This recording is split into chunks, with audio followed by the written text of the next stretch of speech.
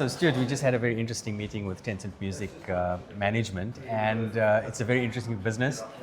I know you hold this stock in the Asia ex Japan fund, but you also hold Spotify. So what is the differences you're seeing in these business and the different models and the different margins, and how does the China music market operate versus globally?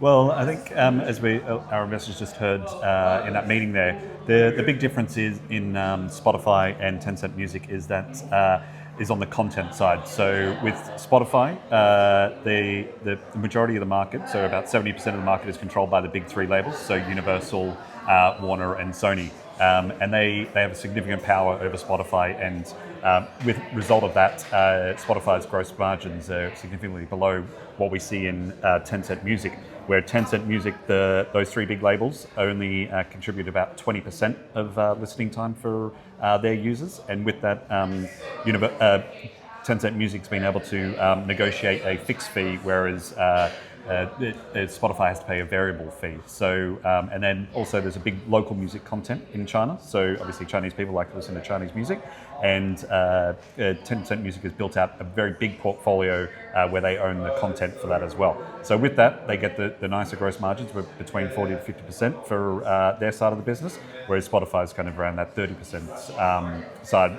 So we see a big differential in the margin there. But as we look at it, from a revenue side, Spotify enjoys the ability to charge significantly more, just because they've grown their business into one of the biggest streaming apps in the world. Whereas historically in China, you've seen the propensity to pay for music has been significantly lower due to large piracy issues in the early 2000s.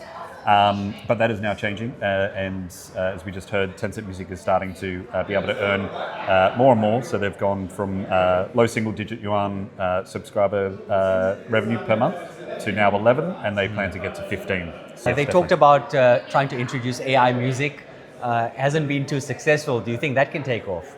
No, I think a common theme across both Spotify and Tencent Music has been users just do not kind of warm to it. So I think that there is still that very human element to music, and that is why we haven't seen AI music take off. So I think we are all still humans, and we like that emotional connection that we see to music. So it may be a small part of it, but I don't think it'll ever be the majority.